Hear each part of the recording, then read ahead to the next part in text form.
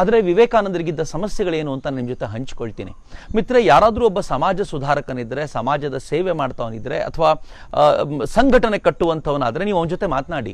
ಅವನಿಗಿರುವಂಥ ದೊಡ್ಡ ಸವಾಲು ಏನು ಅಂತಂದರೆ ಎಲ್ಲರನ್ನೂ ಜೊತೆಲಿ ಇಟ್ಕೊಂಡು ಹೋಗಬೇಕು ಅಂತ. ಯಾರನ್ನೂ ಬಿಡೋಂಗಿಲ್ಲ, ಯಾರ ಜೊತೆನೂ ಗಲಾಟೆ ಮಾಡ್ಕೊಳ್ಳೋಂಗಿಲ್ಲ, ಎಲ್ಲರ ಜೊತೆ ಅಂಟಿಕೊಳ್ಬೇಕು, ಎಲ್ಲರನ್ನೂ ಜೊತೆಲಿ ಇಟ್ಕೋಬೇಕು. ಒಂದು ದೊಡ್ಡ ಸಂಘಟನೆ ನಿರ್ಮಾಣ ಮಾಡಿಕೊಂಡು ಸಮಾಜದ ಕೆಲಸ ಮಾಡಬೇಕು.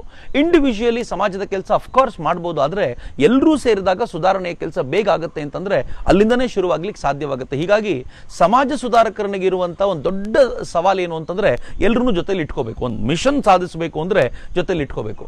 ಇನ್ನು ಸನ್ಯಾಸಿಗಿರುವಂಥ ಚಾಲೆಂಜ್ ಏನು ಗೊತ್ತೇನು? ಆತ ಯಾರ ಜೊತೆ ಇರಲೇಬಾರ್ದು. ಆತ ಎಲ್ಲರನ್ನೂ ಬಿಟ್ಟು ಒಬ್ಬಂಟಿಯಾಗಿ ನಡೆಯೋದನ್ನು ಕಲಿಬೇಕು. ಎಕ್ಲ ಚಲೋ ಅಂತ ರವೀಂದ್ರನಾಥ್ ಠಾಗೂರ್ ಹೇಳ್ತಾರಲ್ಲ, ಹಾಗೆ ಅವನು ಏಕಾಂಗಿಯಾಗಿ ನಡೀತಿರಬೇಕು, ಯಾರ ಜೊತೆ ಅಂಟ್ಕೊಳ್ಬಾರ್ದು, ನಿಂತಲ್ಲಿ ನಿಲ್ಲಬಾರ್ದು. ಸನ್ಯಾಸಿಗೆ ಒಂದು ಮಾತನ್ನು ಹೇಳ್ತಾರೆ, ತುಂಬ ಚೆನ್ನಾಗಿದೆ ಮಾತು. ನಿರಂತರ ಚಲನೆಯಲ್ಲಿರುವಂಥ ಸನ್ಯಾಸಿ ಮತ್ತು ಹರಿಯುವಂಥ ನೀರು ಯಾವತ್ತಿಗೂ ಹಾಳಾಗಲ್ಲ ಅಂತ. ಸೊ ಹೀಗಾಗಿ ಸನ್ಯಾಸಿಗಿರುವಂಥ ಸವಾಲು ಅವನು ಓಡ್ತಾನೆ ಇರಬೇಕು, ಒಂದು ಕಡೆ ನಿಲ್ಲಬಾರ್ದು, ಹಾಗಿರಬೇಕು. ವಿವೇಕಾನಂದರು ರಾಮಕೃಷ್ಣರು ಕೊಟ್ಟಂತ ಒಂದು ಮಿಷನ್ನ ನಡೆಸಬೇಕಿತ್ತು. ರಾಮಕೃಷ್ಣರು ಹೇಳಿದ್ರಲ್ಲ, ಈ 12 ಜನ ನೀವೆಲ್ಲರೂ ಜೊತೆಲಿ ಇರಬೇಕಾಗಿರೋದು, ಅದಕ್ಕೆ ಲೀಡ್ ಮಾಡಬೇಕಾಗಿರೋದು ನೀನೇ ಅಂತ ರಾಮಕೃಷ್ಣರು ಹೇಳಿ ಹೋಗಿದ್ದಾರೆ. ಆ ಜವಾಬ್ದಾರಿ ಜೊತೆಗೆ ಒಳಗೆ ಬೆಂಕಿಯಂತೆ ಕುದಿತಾ ಇರುವಂಥ ಸನ್ಯಾಸತ್ವ, ಎರಡನ್ನೂ ಮ್ಯಾನೇಜ್ ಮಾಡೋದು ಸುಲಭವಾದ ಸಂಗತಿ ಆಗಿರಲಿಲ್ಲ. ಬೇರೆಯವ್ರಿಗೆ ಹಂಗಿರಲಿಲ್ಲ. ಅಲ್ಲಿರುವಂಥ ಬಹುತೇಕರಿಗೆ ಹೇಗಿತ್ತು ಅಂತಂದರೆ, ರಾಮಕೃಷ್ಣರು ಹೇಳಿದ ಭಗವತ್ ಸಾಕ್ಷಾತ್ಕಾರದ ಕಲ್ಪನೆಯ ಕುರಿತಂತೆ ಎಲ್ಲರೂ ತುಡಿತ ಹೊಂದಿದ್ರು. ಆದಷ್ಟು ಬೇಗ ತಾವು ಎಲ್ಲಾದರೂ ಹೋಗಬೇಕು, ಆ ಭಗವತ್ ಸಾಕ್ಷಾತ್ಕಾರಕ್ಕೆ ನಿರಂತರ ಪ್ರಯತ್ನ ಮಾಡಬೇಕು ಅಂತಿತ್ತು. ಉದಾಹರಣೆಗೆ ನೀವು ಕೇಳೋದಾದ್ರೆ, ಅಖಂಡಾನಂದರು ಅವರು ಉತ್ತರ ಭಾರತ ಪ್ರವಾಸ ಮಾಡ್ತಿದ್ರು, ಹಿಮಾಲಯಗಳಿಗೆ ಹೋಗ್ತಿದ್ರು, ಟಿಬೆಟ್ಟಿಗೆ ಹೋಗ್ತಿದ್ರು, ಅವ್ರಿಗೆ ಇಷ್ಟ ಬಂದಾಗ ಹೊರಟ್ಬಿಡ್ತಿದ್ರು. ಆದರೆ ವಿವೇಕಾನಂದರಿಗೆ ಹಂಗೆ ಮಾಡ್ಲಿಕ್ಕೆ ಆಗ್ತಿರಲಿಲ್ಲ. ಎಲ್ಲರೂ ಜೊತೆಲಿ ಇಟ್ಕೊಳ್ಬೇಕಾಗಿತ್ತು, ಹೋಗೋವ್ರನ್ನ ತಡೆಯುವಂಥ ಕೆಲಸ ಮಾಡಬೇಕಾಗಿತ್ತು. ಒಂದ್ಸಲ ಅಂತೂ ತ್ರಿಗುಣಾತೀತಾನಂದರು ಹೋಗ್ಬೇಕು ಅಂತ ಇದ್ದವ್ರು ಒಂದ್ಸಲ ಕೇಳದೆ ಹೊರಟೇ ಬಿಟ್ಟು. ಸ್ವಾಮಿ ವಿವೇಕಾನಂದರಿಗೆ ಈ ವಿಷಯ ಗೊತ್ತಾದಾಗ ಕೆಂಡ ಆಗ್ಬಿಟ್ರು ಸ್ವಾಮೀಜಿ. ಅವ್ರು ಯಾರನ್ನ ಬೈಕೊಂಡ್ರು ಗೊತ್ತಾ? ಅವ್ರು ಹೇಳಿದ್ರು, ರಾಜ ಮಹಾರಾಜು ಅಂದ್ರೆ ಬ್ರಹ್ಮಾನಂದರು ಅವ್ರು ಹೇಗ್ ಬಿಟ್ರು ತ್ರಿಗುಣಾತೀತಾನಂದರನ್ನು ಹೋಗ್ಲಿಕ್ಕೆ ಅಂತ. ಬ್ರಹ್ಮಾನಂದರು ಹೇಗ್ ಬಿಟ್ರು ಅಂತ ಕೇಳಿದ ಆಕ್ರೋಶ ಇತ್ತಲ್ಲ, ಆ ಆಕ್ರೋಶ ಹೇಗ್ ಬಂತು ಅಂದ್ರೆ, ಹೊರಗಡೆ ಹೋಗಿದ್ದ ಬ್ರಹ್ಮಾನಂದರು ಬಂದ ತಕ್ಷಣ ವಾರಣಾವರ ಮಠಕ್ಕೆ ವಿವೇಕಾನಂದರು ಕೂಗಾಡ್ಬಿಟ್ರು, ಹೇಗ್ ಬಿಟ್ಟೆ ಅವನನ್ನ, ಹೋಗ್ಲಿಕ್ಕೆ ಹೇಗ್ ಬಿಟ್ಟೆ ಅಂದ ತಕ್ಷಣ ಬ್ರಹ್ಮಾನಂದರು ಏನೂ ಮಾತಾಡಲಿಲ್ಲ. ತ್ರಿಗುಣಾತೀತಾನಂದರು ಬರೆದು ಕೊಟ್ಟಿದ್ದ ಒಂದು ಪತ್ರವನ್ನು, ಹೋಗೋಕ್ಕಿಂತ ಮುಂಚೆ ಇಟ್ಟೋಗಿದ್ದ ಒಂದು ನೋಟನ್ನು ಬಿಟ್ಟು ಹೋಗ್ಬಿಟ್ರು. ಯಾವಾಗ ಆ ಪತ್ರವನ್ನು ನೋಡಿದ್ರು ವಿವೇಕಾನಂದರು, ಏನು ಬರೆದಿತ್ತು ಗೊತ್ತಾ ಅದರಲ್ಲಿ? ನನಗೆ ಕನಸಿನಲ್ಲಿ ನನ್ನ ಫ್ಯಾಮಿಲಿ ಬರ್ತಿರುತ್ತೆ. ತ್ರಿಗುಣಾತೀತಾನಂದರು ಬರೆದಿರುವಂಥದ್ದು, ಒಬ್ಬ ಶ್ರೇಷ್ಠ ಸಾಧು ಬರೆದಿರುವಂಥ ಅಪರೂಪದ ಮಾತದು. ತ್ರಿಗುಣಾತೀತಾನಂದರು ಹೇಳ್ತಾರೆ, ನನ್ನ ಕನಸಿನಲ್ಲಿ ನನ್ನ ಪೇರೆಂಟ್ಸ್ ಬರ್ತಿದ್ರು. ಬರೀ ಪೇರೆಂಟ್ಸ್ ಬರ್ತಿರೋದಷ್ಟಕ್ಕೆ ಅಲ್ಲ, ಹೆಂಗಾಗಿತ್ತು ಅಂತಂದರೆ, ನನ್ನ ಕನಸಿನಲ್ಲಿ ಒಂದ್ಸಲ ಒಂದು ಹೆಣ್ಮಗು ಕೂಡ ಬಂದ್ಬಿಡ್ತು. ಮಾಯೆಯ ಸ್ವರೂಪ ಅದು. ಆ ಹೆಣ್ಮಗಳು ಬಂದ ತಕ್ಷಣ ನನಗೆ ಕಿರಿಕಿರಿ ಆಗ್ಲಿಕ್ಕೆ ಶುರುವಾಯಿತು. ಒಂದೆರಡು ಸಲ ಮನೆಗೂ ಹೋಗಿ ಬರಬೇಕಾಗಿ ಬಂತು. ಆಗ ರಾಮಕೃಷ್ಣರು ನನಗೆ ಹೇಳಿದ್ರು, ನಿನ್ನ ಮನೆಯವರು ನಿನ್ನನ್ನು ವಾಪಸ್ ಕರೆಸ್ಕೊಳ್ಳಿಕ್ಕೆ ಯಾವ ಎಕ್ಸ್ಟೆಂಟಿಗೆ ಬೇಕಿದ್ರು ಹೋಗ್ಬೋದು, ಸ್ವಲ್ಪ ಹುಷಾರಾಗಿರು ಅಂತ ರಾಮಕೃಷ್ಣರು ನನಗೆ ಹೇಳಿದ್ರು ಅನ್ನುವಂಥ ಮಾತನ್ನೂ ಕೂಡ ತ್ರಿಗುಣಾತೀತಾನಂದರು ಬರೆದು ಹೋಗಿದ್ರು. ಇದನ್ನು ನೋಡಿ ಬ್ರಹ್ಮಾನಂದರು ಹೇಳಿದರು, ನಾವು ಇಲ್ಲಿ ಇದ್ಕೊಂಡು ಏನೂ ಸಾಧನೆ ಮಾಡ್ಲಿಕ್ಕೆ ಆಗ್ತಿಲ್ಲ, ಸಾಕು ನಾವು ಮಾಡಿದ್ದು. ರಾಮಕೃಷ್ಣರು ಹೇಳ್ತಿದ್ರು, ಭಗವತ್ ಸಾಕ್ಷಾತ್ಕಾರ ಮೊದಲನೇ ಗುರಿ ಅಂತ. ಇಲ್ಲಿದ್ದು ಏನು ಮಾಡ್ತಿದ್ವಿ ನಾವು, ನಮ್ಮ ಪಾಡಿಗೆ ನಾವು ಹೋಗೋಣ ಅಂತ ಬ್ರಹ್ಮಾನಂದರು ಹೇಳಿದರು. ಹೋಗೋಣ ಅಂತಂದರೆ ಮನೆಗೆ ಅಂತಲ್ಲ, ಆದರೆ ಸಾಧನೆಗೆ ಅಂತ ಎಲ್ಲಿಗಾದರೂ ಹೋಗ್ಬಿಡೋಣ, ಇಲ್ಲಿ ಇರಬೇಕಾಗಿಲ್ಲ ಅನ್ನೋದು ಬ್ರಹ್ಮಾನಂದರ ಕಲ್ಪನೆ ಆಗಿತ್ತು. ವಿವೇಕಾನಂದರು ತಕ್ಷಣ ಅವ್ರು ಹಿಡಿಬೇಕಲ್ಲ, ಸ್ವಲ್ಪ ವೀಕ್ ಆಗಿಬಿಟ್ರು. ಆ ಸಂದರ್ಭದಲ್ಲಿ ಎಲ್ಲರೂ ತಮ್ಮ ಪಾಡಿಗೆ ಹೋಗುವಂಥ ಅವಕಾಶ ಇತ್ತು.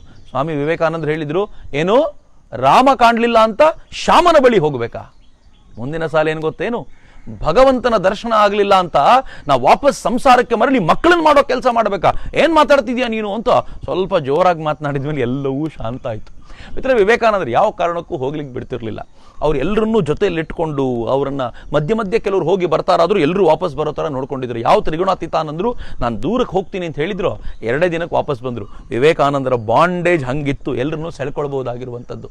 ಆದರೆ ಎಷ್ಟು ದಿನ ಅಂತ ಒಬ್ಬ ಸನ್ಯಾಸಿ ತನ್ನ ಒಳಗಿರುವಂಥ ಈ ತುಳಿತವನ್ನು ಬಚ್ಚಿಟ್ಕೊಂಡು ಕೂತ್ಕೊಳ್ತಾನೆ ಹೇಳಿ? ಒಂದಿನ ರಾಮಕೃಷ್ಣರು ವಿವೇಕಾನಂದರ ಕನಸಿನಲ್ಲಿ ಬಂದು ಹೇಳಿದ್ರಂತೆ. ಹಾಗಂತ ಬಂಗಾಳದ ಕೆಲವು ಸಾಹಿತ್ಯಗಳಲ್ಲಿ ಬರುತ್ತೆ. ಅವ್ರು ಹೇಳ್ತಾರೆ, ರಾಮಕೃಷ್ಣರು ಬಂದು, ಎಷ್ಟು ದಿನ ಅಂತ ಇಲ್ಲೇ ಕೂತಿರ್ತೀಯ, ನೀನು ಇಡೀ ದೇಶವನ್ನು ಸುತ್ತಾಡಬೇಕು, ಈ ದೇಶದಲ್ಲಿರುವಂಥ ಅನೇಕ ಜ್ಞಾನಿಗಳನ್ನು ನೀನು ಭೇಟಿ ಮಾಡಿ ನಿನ್ನ ಶಕ್ತಿಯನ್ನು ವೃದ್ಧಿಸ್ಕೊಳ್ಬೇಕು, ನಿನ್ನ ಅಂತರಂಗದ ಕಮಲ ವಿಕಸನಗೊಳ್ಬೇಕು, ಹೋಗು ಅಂತ ಹೇಳಿದ್ರಂತೆ. ಆಗ ವಿವೇಕಾನಂದರು ಈಗ ಹೊರಡ್ಲಿಕ್ಕೆ ಸಿದ್ಧರಾದರು. ಹೋಗುವಾಗ ವಿವೇಕಾನಂದರು ಏನು ಹೇಳಿದ್ರು ಗೊತ್ತೇನು?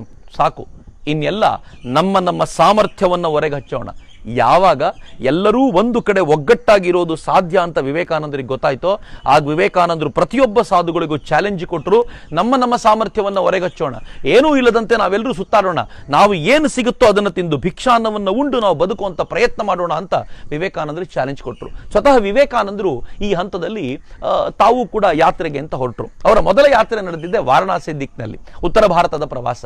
ವಾರಣಾಸಿ ನಿಮ್ಗೆ ಗೊತ್ತಿದೆ, ಕಾಶಿ ಅತ್ಯಂತ ಪವಿತ್ರವಾದ ಕ್ಷೇತ್ರ. ಅಲ್ಲಿ ಶಿವ ನನಗೆ ಏನಿಟ್ಟಿದ್ದಾನೋ ನನ್ನ ಅಕೌಂಟ್ ಅಲ್ಲಿ ಅನ್ನುವಂಥ ಕಲ್ಪನೆ ಸ್ವಾಮೀಜಿಗಿತ್ತು.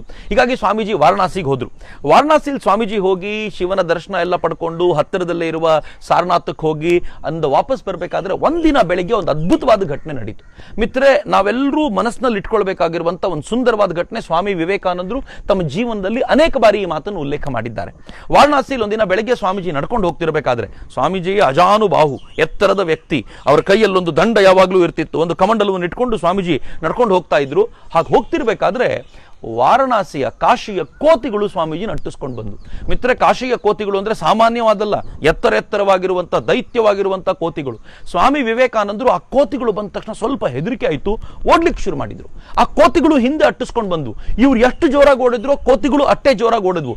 ಇನ್ನೇನು ಆ ಕೋತಿಗಳು ಬಾಯಿ ಹಾಕಬೇಕು ಅಷ್ಟೊತ್ತಿಗೆ ಒಂದು ದನಿ ಬಂತು, ಓಡಬೇಡ, ಎದುರಿಸು ಅವುಗಳನ್ನ. ಹೇಗಿತ್ತು ಆ ದನಿ ಅಂತಂದ್ರೆ, ವಯಸ್ಸಾಗಿರುವಂಥ ಒಬ್ಬ ವೃದ್ಧ ಸನ್ಯಾಸಿ ಮಾತಾಡಿರುವಂಥ ಆ ದನಿಯನ್ನು ನೋಡಿ ಸ್ವಾಮೀಜಿ ತಕ್ಷಣ ನಿಂತರು, ಕೋತಿಗಳು ನಿಂತು.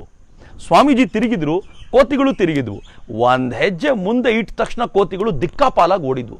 ಸ್ವಾಮೀಜಿ ತಮ್ಮ ಜೀವನದ ಅನೇಕ ಬಾರಿ ಈ ಮಾತುಗಳನ್ನು ಉಲ್ಲೇಖ ಮಾಡ್ತಾ ಹೇಳೋರು, ಜೀವನದಲ್ಲಿ ಈ ಕೋತಿಗಳಂತೆ ಸಮಸ್ಯೆಗಳು ಹಿಂಬಾಲಿಸ್ತವೆ. ಸಮಸ್ಯೆಗಳು ಹಿಂಬಾಲಿಸಿದಾಗ ಓಡ್ ಹೋದ್ರೆ ಸೋತ್ ಹೋಗ್ತೀವಿ, ನಾವು ಎದುರಿಸಿ ನಿಲ್ಬೇಕು. ಹೇಡಿ ಯಾವತ್ತಿಗೂ ಗೆಲ್ಲೋದಿಲ್ಲ, ಧೀರ ಮಾತ್ರ ಗೆಲ್ತಾನೆ ಅಂತ. ಹೀಗಾಗಿ ಸಮಸ್ಯೆಗಳು ಬೆನ್ನಟ್ಟಿ ಬಂದಾಗ ಯಾವ ಕಾರಣಕ್ಕೂ ಹೆದರ್ಕೋಬೇಡಿ, ಎದುರಿಸಿ ನಿಲ್ಲೋದನ್ನ ಕಲಿಬೇಕು.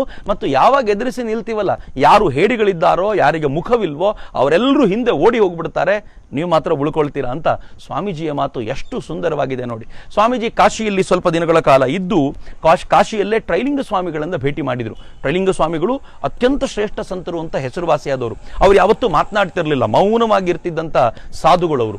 ರಾಮಕೃಷ್ಣರು ಕೂಡ ಟ್ರೈಲಿಂಗ ಸ್ವಾಮಿಗಳನ್ನ ಭೇಟಿ ಮಾಡಿಕೊಂಡು ಒಂದು ಪ್ರಶ್ನೆ ಕೇಳಿದ್ರಂತೆ. ಸುಮ್ಮನೆ ನಾನು ಈ ವಿವೇಕಾನಂದರ ವಿಚಾರಕ್ಕೆ ಸಂಬಂಧಪಡದೆ ಹೋದಾಗ್ಯೂ ಕೂಡ ಟ್ರೈಲಿಂಗ ಸ್ವಾಮಿಗಳು ಅನ್ನೋಂಥ ಒಬ್ಬ ಶ್ರೇಷ್ಠ ಸಂತರು ಬಂದಿದ್ದರಿಂದ ಈ ಮಾತನ್ನು ಹೇಳಲಿಕ್ಕೆ ಇಚ್ಛೆ ಪಡ್ತೀನಿ. ರಾಮಕೃಷ್ಣರು ಟ್ರೈಲಿಂಗ ಸ್ವಾಮಿಗಳನ್ನು ಕೇಳಿದ್ರಂತೆ, ಜೀವ ಮತ್ತು ಬ್ರಹ್ಮ ಇದು ಎರಡೋ ಒಂದೇನೋ? ದೊಡ್ಡವ್ರು ಮಾತನಾಡೋದೇನು ನೋಡಿ, ನಾವು ಮಾತನಾಡಿದರೆ ನಮ್ಮ ಜಾತಕ ತೋರಿಸಿ ನನಗೇನಿದೆ, ಮುಂದಿನ ಭವಿಷ್ಯ ಏನು ಅಂತೆಲ್ಲ ಕೇಳ್ಬೋದೇನೋ.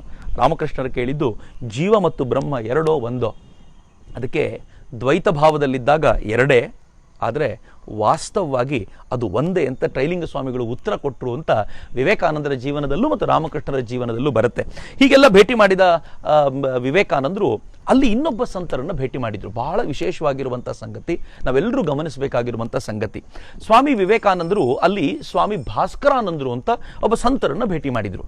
ಅವರಿಗೆ ಬಹಳ ಆಸ್ಥೆಯಿಂದ ಭಾಸ್ಕರಾನಂದರ ಬಳಿ ಹೋಗಿ ಕೂತ್ಕೊಂಡಿದ್ರು. ಮಾತಾಡ್ತಾ ಕಾಮಿನಿ ಕಾಂಚನ ತ್ಯಾಗದ ಬಗ್ಗೆ ವಿಚಾರ ಬಂತು. ರಾಮಕೃಷ್ಣರು ಪದೇ ಪದೇ ಹಣದಿಂದ ಮತ್ತು ಹೆಣ್ಣಿನಿಂದ ಅಥವಾ ಈ ಥರದ ಕಾಮನೆಗಳಿಂದ ದೂರ ಇರಬೇಕು ಎನ್ನುವಂಥ ಮಾತುಗಳನ್ನು ಯಾವಾಗಲೂ ಆಡ್ತಾ ಇದ್ದಿದ್ದರಿಂದ ಈ ಪ್ರಶ್ನೆಯನ್ನು ಭಾಸ್ಕರಾನಂದರಿಗೆ ಸ್ವಾಮೀಜಿ ಕೇಳಿದ್ರು. ಕೇಳಿದ ತಕ್ಷಣ ಭಾಸ್ಕರಾನಂದರು ಹೇಳಿದ್ರು, ಅಯ್ಯೋ ಇದೆಲ್ಲ ಸುಲಭ ಇಲ್ಲಪ್ಪ, ಹೆಚ್ಚು ಕಡಿಮೆ ಅಸಾಧ್ಯವೇ ಸರಿ ಅಂದ್ಬಿಟ್ಟು. ಅಂದ್ರೆ ಕಾಮಿನಿ ಕಾಂಚನದಿಂದ ದೂರವಿರೋದು ಇದು ಸಾಧ್ಯವಲ್ಲ, ಎಲ್ರಿಗೂ ಸಾಧ್ಯವಾಗುವಂತ ಮಾತಲ್ಲ, ಅಸಾಧ್ಯ, ಹೆಚ್ಚು ಕಡಿಮೆ ಯಾರಿಗೂ ಆಗೋದಿಲ್ಲ ಅಂತ. ಬೇರೆಯವ್ರ ವಿಚಾರ ಗೊತ್ತಿಲ್ಲ, ಸ್ವತಃ ರಾಮಕೃಷ್ಣರನ್ನ ಪರೀಕ್ಷೆ ಮಾಡಿ ನೋಡಿದ್ದ ವಿವೇಕಾನಂದರಿಗೆ ಹೇಗೆ ನಂಬಲಿಕ್ಕೆ ಸಾಧ್ಯ? ವಿವೇಕಾನಂದರು ಹೇಳಿದ್ರು, ಆ ಥರದ ಅನೇಕ ಸಾಧುಗಳು ಈಗಲೂ ಕೂಡ ಭೂಮಂಡಲದಲ್ಲಿದ್ದಾರೆ, ನಾನಂತೂ ಒಬ್ಬ ಸಾಧುವನ್ನ ಕಣ್ಣಾರೆ ನೋಡಿದ್ದೀನಲ್ಲ ಅಂತಂದಾಗ ಭಾಸ್ಕರಾನಂದರು ಸ್ವಲ್ಪ ಕುಹಕ ಮಾಡ್ತಾ ಅವ್ರು ಹೇಳಿದ್ರು, ನೀನು ಚಿಕ್ಕವನು ಕಣಪ್ಪ, ನಿಂಗೆ ಇವೆಲ್ಲ ಅರ್ಥ ಆಗಲ್ಲ ಅಂದ ತಕ್ಷಣ ವಿವೇಕಾನಂದರು ಕೋಪಿಸ್ಕೊಂಡ್ಬಿಟ್ರಲ್ಲ. ತನ್ನ ಗುರುವನ್ನ ಹೀಗೆ ಅವಮಾನಿಸೋದನ್ನು ಸಹಿಸ್ಕೊಳ್ಳಿಕ್ಕೆ ಸಾಧ್ಯವೇನು? ವಿವೇಕಾನಂದರ ಬಾಯಿನಿಂದ ಎಂಥ ಪುಂಖಾನುಪುಂಖವಾದ ಮಾತುಗಳು ಹೊರಟು ಅಂತಂದ್ರೆ ಅದನ್ನು ನೋಡ್ತಾ ಎಲ್ಲರೂ ಅವಾಕ್ಕಾಗಿ ಕೂತಿದ್ರೆ ಸ್ವಾಮಿ ಭಾಸ್ಕರಾನಂದರು ಹೇಳಿದರು, ನಿನ್ನೊಳಗೆ ಒಂದು ಅಪರೂಪದ ಶಕ್ತಿ ಇದೆ, ಸರಸ್ವತಿ ನಿನ್ನ ನಾಲ್ಗೆಯಲ್ಲಿ ನಲಿತಾ ಇದ್ದಾಳೆ, ನೀನು ತೀಕ್ಷ್ಣ ಪ್ರಖರಮತಿ ನೀನು ಅಂತ ಅವ್ರು ಹೇಳ್ತಾ ಇದ್ರು. ಆದರೆ ವಿವೇಕಾನಂದರು ಯಾವುದನ್ನು ಕಿವಿಗೆ ಹಾಕೊಳ್ಳಿಲ್ಲ, ಆ ಜಾಗವನ್ನು ಬಿಟ್ಟು ಎದ್ದೋದ್ರು. ಗುರುವಿನ ನಿಂದೆ ಆಗುವ ಜಾಗದಲ್ಲಿ ಒಂದು ಕ್ಷಣವೂ ನಿಲ್ಲಲಾರೆ ಎನ್ನುವಂಥ ಕಲ್ಪನೆ ಸ್ವಾಮಿ ವಿವೇಕಾನಂದರು. ಇದು ರಾಮಕೃಷ್ಣರು ಕಲಿಸಿಕೊಟ್ಟಂತ ಆಲೋಚನೆ. ಮಿತ್ರೆ, ರಾಮಕೃಷ್ಣರು ಯಾವಾಗಲೂ ಹೇಳೋರು ಹೇಗಿತ್ತು ಅಂತಂದ್ರೆ, ರಾಮಕೃಷ್ಣರು ಹೇಳೋರು, ಅಕಸ್ಮಾತ್ ನೀವು ತುಂಬಾ ಸದೃಢರಾಗಿದ್ದರೆ ಗುರುವಿನ ನಿಂದನೆ ನಡೀತಾ ಇರುವಾಗ ವಿರೋಧಿಸಬೇಕು, ಹಾಗಿಲ್ಲ ಅಂತಂದ್ರೆ ಆ ಜಾಗವನ್ನು ಬಿಟ್ಟು ಎದ್ದು ಹೋಗ್ಬಿಡ್ಬೇಕು ಅಂತ ರಾಮಕೃಷ್ಣರು ಹೇಳೋರಲ್ಲ, ವಿವೇಕಾನಂದರು ತುಂಬಾ ವಿಶೇಷವಾಗಿ ಆ ವಿಚಾರವನ್ನ ಪಾಲಿಸಿದ್ರು. ಆದರೆ ವಿವೇಕಾನಂದರಿಗೆ ಬಹಳ ದಿನ ವಾರಣಾಸಿಯಲ್ಲಿ ಇರ್ಲಿಕ್ಕೆ ಆಗಲಿಲ್ಲ. ಈ ಬಾರಾಣಗೋರ್ ಮಠದ ತುಡಿತಾ ಇತ್ತಲ್ಲ, ಎಳಕೊಂಡು ಬಂತು ಸ್ವಾಮಿ ವಿವೇಕಾನಂದರನ್ನ. ಹಾಗೆ ಸ್ವಾಮಿ ವಿವೇಕಾನಂದರು ಬಾರಾಣಗೋರ್ಗೆ ವಾಪಸ್ ಬಂದರು. ನಾನು ವಿವೇಕಾನಂದರ ಈ ಬಾರಾಣಗೋರ್ನ ತುಡಿತದ ಕೊನೆಗೆ ಹೋಗೋಕ್ಕಿಂತ ಮುಂಚೆ ಮತ್ತೊಮ್ಮೆ ವಿವೇಕಾನಂದರು ವಾರಣಾಸಿಗೆ ಹೋಗುವಾಗ ಬೃಂದಾವನಕ್ಕೆ ಹೋದಾಗ ಒಂದು ಘಟನೆ ನಡೆದಿದ್ದನ್ನು ನಿಮ್ಮ ಜೊತೆ ಹಂಚ್ಕೊಂಡು ಇವತ್ತಿನ ಮಾತನ್ನು ಮುಗಿಸ್ತೀನಿ. ಮಿತ್ರ, ಯಾಕೆ ವಿವೇಕಾನಂದರು ತುಂಬ ಇಷ್ಟ ನಿಮಗೆ ಅಂತ ಭಾಳ ಜನ ಕೇಳ್ತಾರೆ. ನೀವು ಯಾಕೆ ಇವ್ರ ಬಗ್ಗೆ ಮಾತಾಡಬಾರ್ದು, ನೀವು ಯಾಕೆ ಇವರನ್ನ ಜನರಿಗೆ ಹೀಗೆ ಮುಟ್ಟಿಸಬಾರ್ದು ಅಂತ. ಅಫ್ಕೋರ್ಸ್ ಎಲ್ಲರೂ ಮಹಾತ್ಮರೇ, ಎಲ್ಲರೂ ಶ್ರೇಷ್ಠ ಸಂತರೇ. ಆದರೆ ವಿವೇಕಾನಂದರು ಯಾಕೆ ಸೆಳೆಯುವಂಥ ವ್ಯಕ್ತಿತ್ವ ಅಂತಂದರೆ, ವಿವೇಕಾನಂದರು ಒಮ್ಮೆ ಬೃಂದಾವನದ ರಸ್ತೆಯಲ್ಲಿ ಹೋಗ್ತಿರ್ಬೇಕಾದಾಗ, ಬೃಂದಾವನ ಅವ್ರನ್ನ ಎಷ್ಟು ಇಷ್ಟಪಟ್ಟಿದ್ರು ಅವರು ಅಂತಂದರೆ, ಕೃಷ್ಣ ರಾಧೆಯರ ಅದ್ಭುತ ಲೀಲೆಯ ತಾಣ ಅಲ್ಲೇನು. ಬೃಂದಾವನದ ಹತ್ರ ಇದ್ದಂಥ ಸ್ವಾಮಿ ವಿವೇಕಾನಂದರು 30 ಕಿಲೋಮೀಟರ್ ಹಿಂದೆಯೇ ನಡ್ಕೊಂಡು ಹೋಗ್ಬೇಕಾದ್ರೆ ದಾರಿಯಲ್ಲಿ ಭಂಗಿ ಸೇತ್ತಾ ಒಬ್ಬರು ಕೂತಿದ್ರು, ಸ್ಮೋಕ್ ಮಾಡ್ತಾ ಕೂತಿದ್ರು. ನೀವು ಅದನ್ನು ಹೇಗೆ ಹೇಳ್ಬೋದು ಅಂದರೆ, ಭಂಗಿ ಅಂತಂದ್ರೆ ಆ ಒಂದು ಹುಕ್ಕ ಏನು ಬರುತ್ತಾ, ಹುಕ್ಕ ಸೇತ್ತಾ ಕೂತಿದ್ರು. ಸ್ವಾಮಿ ವಿವೇಕಾನಂದರು ಆ ಹುಕ್ಕ ನೋಡಿದ ತಕ್ಷಣ ಹತ್ರಕ್ಕೆ ಬಂದು, ನಾನು ಒಂದು ಸೇದ್ಬೋದಾ ಸ್ವಲ್ಪ ಅಂತ ಕೇಳಿದರು. ತಕ್ಷಣ ಆ ಸೇತ್ತಿದ್ದ ವ್ಯಕ್ತಿ ಸ್ವಾಮಿಗಳಿಗೆ ನಮಸ್ಕಾರ ಮಾಡಿ, ಸ್ವಾಮಿಗಳೇ, ನಾನು ಭಂಗಿ ಜಾತಿಗೆ ಸೇರಿದವನು, ನನ್ನ ಜಾತಿ ಇದನ್ನು ನೀವು ಸೇವಿಸ್ತೀರಾ ಅಂತ ಕೇಳಿದರು. ವಿವೇಕಾನಂದರಿಗೆ ಒಂದು ಕ್ಷಣ ಏನೂ ಮಾತಾಡಲಿಲ್ಲ, ಹೊರಟ್ಬಿಟ್ರು ಸ್ವಾಮಿ ವಿವೇಕಾನಂದರು. ಒಂದು ಸ್ವಲ್ಪ ದೂರ ಹೋಗಿರ್ಬೋದು ಅಷ್ಟೇ. ಅವರಿಗೆ ಅನ್ನಿಸ್ತು, ಏನಾಗಿದೆ ನನಗೆ, ನಾನೊಬ್ಬ ಸನ್ಯಾಸಿಯಾಗಿದ್ದವನು, ನಾನು ಆತನ ಜಾತಿಯನ್ನು ನೋಡ್ಬಿಟ್ನಲ್ಲ, ಎಂತ ಕೆಲಸ ಮಾಡಿದೆ ಅಂತ ವಾಪಸ್ ಹೋದ್ರು. ವಾಪಸ್ ಹೋಗಿ ನನಗೆ ಹುಕ್ಕ ರೆಡಿ ಮಾಡ್ಕೊಡ್ತೀಯಾ, ತಯಾರು ಮಾಡ್ಕೊಡ್ತೀಯಾ ಅಂತ ಕೇಳಿದ್ರು. ಆತ ಹೇಳ್ದ, ನನ್ನ ಜಾತಿ ಅಂತಂದಾಗ ಸ್ವಾಮೀಜಿ ಹೇಳಿದ್ರು, ಯಾವ ಜಾತಿಯಪ್ಪ, ನನಗೆ ಆ ಜಾತಿ ನೀತಿ ಏನೂ ಇಲ್ಲ, ನಾನು ನೇರವಾಗಿ ಎಲ್ಲರನ್ನೂ ಒಂದೇ ಅಂತ ಭಾವಿಸುವ ಪಂಥಕ್ಕೆ, ವೇದಾಂತದ ಪಂಥಕ್ಕೆ ಸೇರಿದವನು ಅಂತ ಹೇಳಿದ ತಕ್ಷಣ ಆತ ಅದನ್ನು ತಯಾರು ಮಾಡಿಕೊಟ್ಟ. ವಿವೇಕಾನಂದರು ಅದನ್ನು ಸೇದಿ ಆನಂದಿತರಾದರು. ಮುಂದೆ ಗಿರೀಶ್ ಚಂದ್ರ ಘೋಷರು, ಬಹಳ ವಿಶೇಷವಾಗಿರೋ ಸಂಗತಿ ಇದು, ಈಗ ನಾವು ನೀವು ಹೇಗೆ ಆಡ್ಕೊಳ್ಬೋದಲ್ಲ ಹಾಗೆ ಆಡ್ಕೊಂಡ್ರು. ಮೋಸ್ಟ್ಲಿ ನಿನಗೆ ಹುಕ್ಕ ಸೇದಲೇಬೇಕು ಅನ್ನೋ ತೀವ್ರವಾಗಿರುವಂಥ ಆಸೆ ಬಂದಿರಬೇಕು, ಅದಕ್ಕೆ ಹಿಂಗೆಲ್ಲ ಮಾತಾಡಿಸಿತ್ತು ಅಂತಂದ್ರೆ ವಿವೇಕಾನಂದರು ಹೇಳ್ತಾರೆ, ಇಲ್ಲ ಜೀಸಿ, ಇಲ್ಲ ಗಿರೀಶ್ ಚಂದ್ರ, ಖಂಡಿತವಾಗಿಯೂ ಹಂಗಿರಲಿಲ್ಲ. ಆದರೆ ದಾರಿಯಲ್ಲಿ ಹೋಗ್ತಾ ಅನ್ನಿಸ್ತು ನನಗೆ, ನಾನು ಎಲ್ಲವನ್ನೂ ತ್ಯಾಗ ಮಾಡಿದ ಸನ್ಯಾಸಿ, ನನಗಿನ್ನೂ ಜಾತಿ ಉಳ್ಕೊಂಡಿದೆ ಅಂತ ಈ ಅಹಂಕಾರವನ್ನು ನಾಶ ಮಾಡಬೇಕಲ್ಲ ಅಂತ ನಾನು ಮರಳಿ ಹೋದೆ ಅಂತ ವಿವೇಕಾನಂದರು ಹೇಳಿ ಏನು ಹೇಳ್ತಾರೆ ಗೊತ್ತಾ? ಪ್ರತಿಯೊಬ್ಬ ಸನ್ಯಾಸಿಯಾದವನು ತನ್ನನ್ನು ತಾನು ಆಗಾಗ ಈ ಥರ ಪರೀಕ್ಷೆಗೆ ಒಡ್ಡಿಕೊಳ್ಳಲೇಬೇಕು ಅಂತ. ಮಿತ್ರರೇ, ಇದು ಸನ್ಯಾಸಿಗೆ ಮಾತ್ರ ಅಲ್ಲ, ನನಗೂ ಮತ್ತು ನಿಮಗೂ ಕೂಡ ಈ ಚಾಲೆಂಜ್ ಯಾವಾಗಲೂ ಬರುತ್ತೆ. ಆವಾಗ ನಮ್ಮನ್ನು ಪರೀಕ್ಷೆಗೆ ಒಡ್ಡಿಕೊಳ್ತಾ ಇರಬೇಕು. ಸುತ್ತಲಿನ ಪರಿಸ್ಥಿತಿಗಳು ನಮ್ಮನ್ನು ನುಂಗ್ಲಿಕ್ಕೆ ಸಿದ್ಧವಾಗಿದ್ದಾಗ ಅದನ್ನು ಫೈಟ್ ಮಾಡಲಿಕ್ಕೆ ಈ ಪರೀಕ್ಷೆಗಳು ನಮ್ಗೆ ಯಾವಾಗಲೂ ಸಹಕಾರ ಕೊಡ್ತವೆ. ವಿವೇಕಾನಂದರ ಈ ಮಾತು ನಮ್ಮೆಲ್ಲರಿಗೂ ಪ್ರೇರಣೆಯಾಗಲಿ ಅಂತ ಭಾವಿಸ್ತಾ ಇವತ್ತಿನ ಈ ಮಾಲಿಕೆಯನ್ನು ಇಲ್ಲಿಗೆ ಮುಗಿಸೋಣ. ಮತ್ತೆ ನಾಳೆ ಭೇಟಿಯಾಗೋಣ. ಅಲ್ಲಿವರೆಗೂ ನಮಸ್ಕಾರ. ವಂದೇ ಮಾತರಂ.